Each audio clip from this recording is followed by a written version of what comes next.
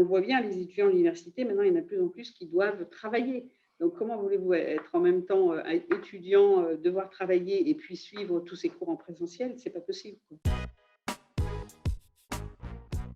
Bonjour Janine, Bonjour Nadia.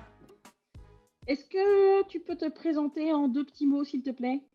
Oui, donc je suis Janine Berthier.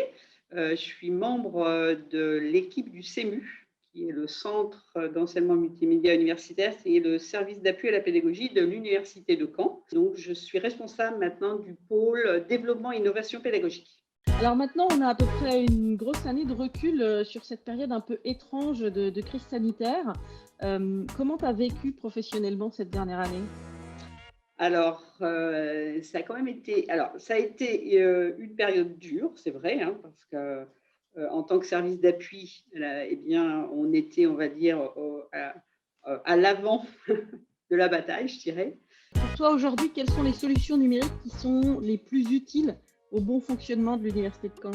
Évidemment, tous les outils de collaboration, hein, et là, c'est vrai qu'à l'université de Caen, on a tout un panel d'outils. Bon, alors évidemment, c'est vrai que c'est classique de la messagerie, mais on a aussi un outil de gestion de projet, un outil le Redmine. Euh, Au niveau collaboration, vraiment, alors il y a un outil, alors c'est pas un outil établissement, hein, mais je pense que ça va devenir un outil établissement, c'est Slack. Et donc, c'était le lieu, je pense, où il y a eu, je pense qu'il y a des jours où on a eu plus de 200 échanges. Voilà. Donc ça, Slack, c'est vraiment, et maintenant on l'a conservé, hein, au niveau enseignement, apprentissage, évidemment que c'est les plateformes, c'est les LMS.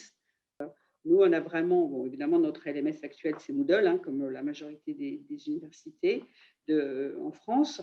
Mais on avait vraiment fait un travail depuis de nombreuses années avec un choix de plugin. Par exemple, nous, on avait un outil de webconférence intégré. Puis peut-être aussi, hein, ce qui a beaucoup été utilisé, c'est peut-être ces outils, on va dire, de captation, diffusion, streaming vidéo. On a beaucoup utilisé un peu en différents OBS en libre, mais que ce soit Ubicast, ça soit Pod, hein, aussi, choses comme ça.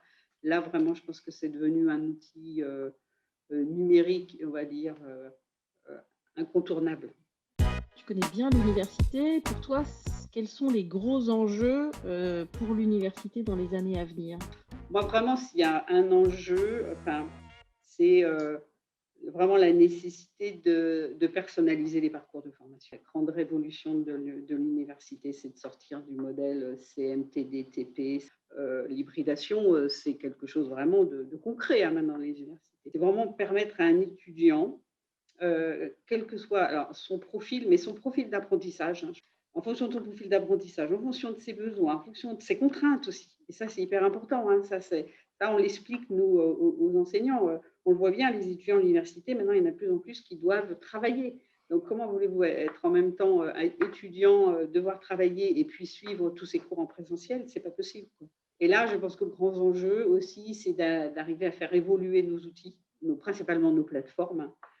Et puis, ben, un petit peu, voilà, avec une entrée un peu utilisateur, hein, comme voilà, l'UX, mais là, c'est indispensable. Les premiers utilisateurs de ces plateformes, c'est des enseignants qui avaient un bon niveau, qui étaient très à l'aise, qui ont eu des besoins, et puis les équipes plateformes ont répondu à ces besoins. Donc, vraiment, on a des plateformes mais qui permettent de faire des choses assez géniales. Mais là, on a des outils qui, du coup, ne sont pas du tout adaptés à ces enseignants, voilà, qui vont utiliser peut-être régulièrement, mais et qui sont trop complexes, quoi. Donc, vraiment, le gros enjeu, c'est de réfléchir à nos plateformes, de les revoir, voilà, qu'elles soient UX, hein, c'est simple. Formidable. Merci beaucoup, Janine, pour cet échange. Bah, écoute, merci Nadia de m'avoir contacté, de m'avoir proposé ce temps d'échange.